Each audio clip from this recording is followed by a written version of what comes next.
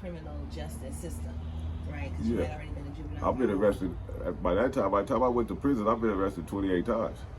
So what type of family support do you have? Oh, my grandma's amazing. And like I was telling him in the first one, I was raised by my father. And I always say that because I think being raised by my father, I don't know about nobody else's father, but being raised by my father was a good thing. Even though it came with a lot of punishment. My mom wasn't whooping nobody.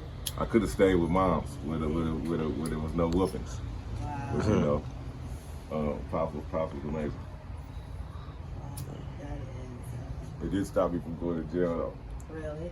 It did not stop you from going to jail. When I was a youth, I went to jail. When I caught all those cases in a flurry, like I said, I caught all my cases. It seemed like when I turned 14, till like my whole freshman year, in like the middle of my 10th grade year, I caught the sales tour under in San Jose, burglary in Sacramento, a stolen car in East Palo Alto, and like charged to 3 robberies. I didn't get them. The older kid got the got the robberies. He fit the description in every one of them lined up.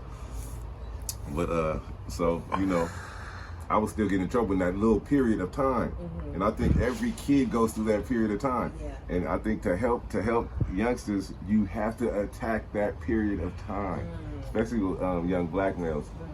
I say especially young black males because I know young black males. Right. I don't know how white kids get down, but I think their brains are the same way. Yeah. They just don't have as many traps to get caught in their areas. You know what I mean?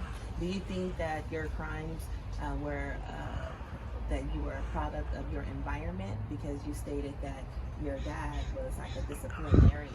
Yeah. So do you think it was peer pressure? Oh yeah, it's definitely where you're from. You get used to seeing certain things. Like in the G, all the winners were the most vicious and cutthroat and hustle. The most criminal were the winners. Where I was raised at. So when you see that, of course you're gonna even if you don't soak it all the way up. Or my dad used to tell me over and over again that that wasn't the thing. But still, you still as a young mind, you see other. You never see you don't see them when they leave the spot. So your crimes basically were a result of the product of your environment. Absolutely. I think anybody's crimes are the product of their environment because you can't commit robberies in a place where it's locked down and you can't commit robberies. You know what I mean? Yeah. So if robberies are if you're capable, if your environment invites robbery, then most likely there's going to be robberies in that kid's background. You know what I mean? I think so. I think that's how I think. So every person is a product of their environment. Even if they see it and they're turned off by it and they go the other way, that's still a product of that environment. Right, that is so very true. When you did that last time in prison, while the only time in prison. Oh, the only time that you were in prison and you did that long time, did you have any remorse of your crime? Absolutely. That landed you there? Absolutely not. I mean, there was pieces of it that I think I could have did different. But for the most part, that guy helped me. You know what I mean? Now the police changed his mind. He dropped me off at my front door. He could have called the police. He had a CB in the truck, cell phone. He could have called the police. And that's why I ended up getting 10 years because I beat the life part. You know what I mean? I beat the 209.5. But midway through the trial, she comes in and slides the kidnapping back in there and slides the carjacking back underneath the thing because I was beating the case. You know what I mean? Right. So the jury says, okay, well, we'll give him that. We ain't gonna let him walk. But that's how I ended up with that. But whose idea was it to go trial? It was mine. You wanted to go to trial? Hell yeah. You gotta think. This is a garbage man. At this point, I'm a criminal. Okay. I'm a criminal, in every sense of the word. Yeah. So there's no money in kidnapping a garbage truck guy driver. You know what I mean? Yeah. There's no money in that. So it's ridiculous on the face of it. Right. And the fact that the guy helped me, you know, because he did help me, and he even in the trial when he got on the stand, he described to the jury the nicest carjacking known to man, but he said he's seen a gun. You know what I mean?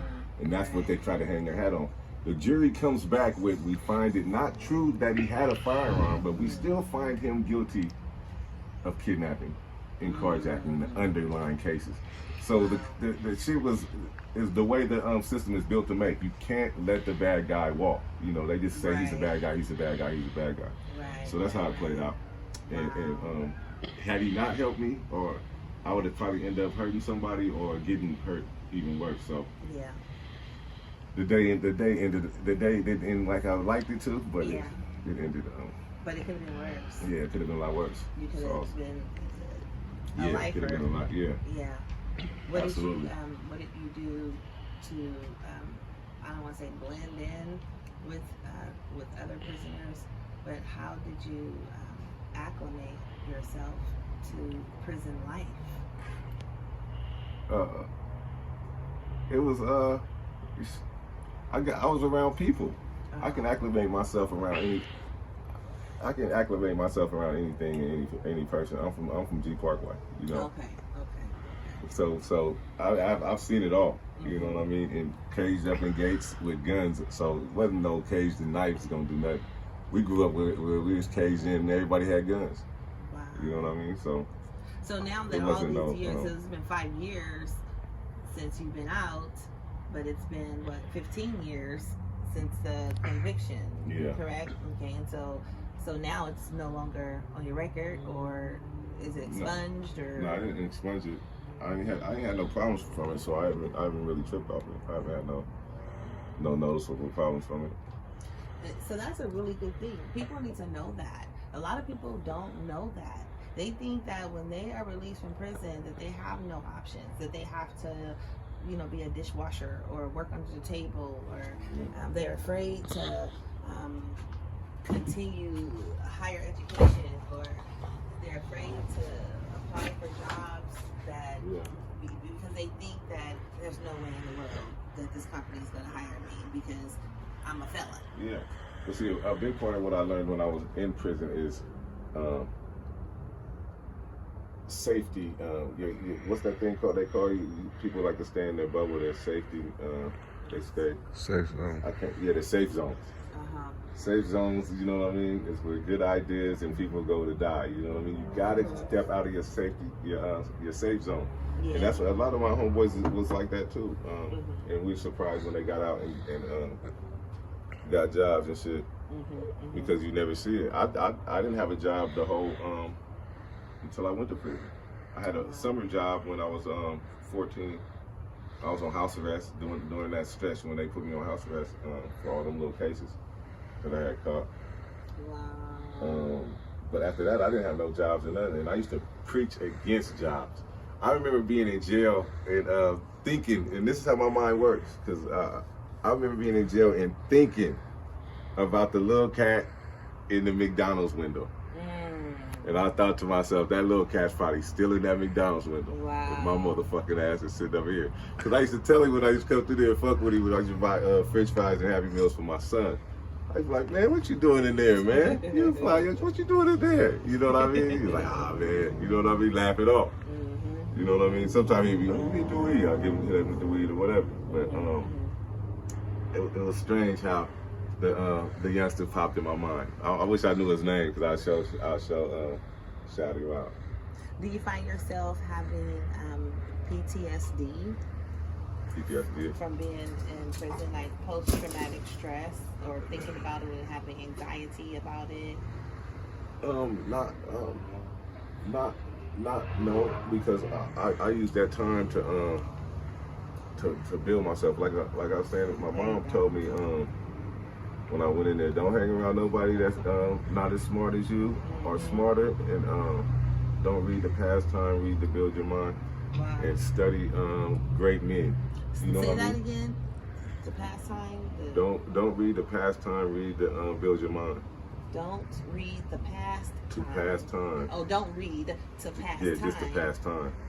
Read to build your mind. So when my mom, that. so once I got in there, and you know, I just did that, you know, and it worked. It worked because all that time gave me time to read the self-help stuff, and then really look at the people that's suffering from what's called from the sicknesses. Like Eastern philosophy would tell you that everybody in the Western hemisphere is walking around sick from consumerism, have to be this, got to do that. So a degree of Eastern philosophy is, I think, good in anybody's life.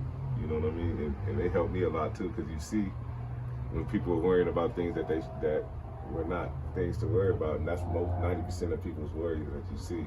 Wow.